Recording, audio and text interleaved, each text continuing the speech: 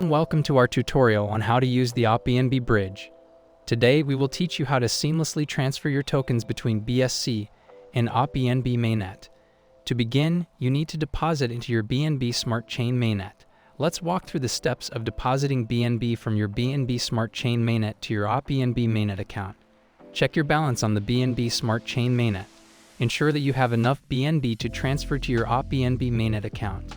Next, you will input the amount of BNB you wish to transfer. After entering the amount, look at the summary to confirm the conversion details. Now it's time to connect your wallet. This step secures the transfer of your BNB tokens from the BNB Smart Chain Mainnet to your opBNB Mainnet account. Keep in mind that BNB Chain links your convenience to independent service providers like Bridge and Rhino.fi. These providers offer trustless and efficient cross-chain bridges with ZK and AIR keys and ensure lightning-fast secure transactions.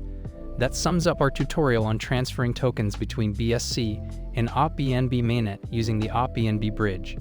For any questions or further assistance, please refer to our help section. Thank you for choosing BNB Chain, your reliable partner in secure cross-chain transactions.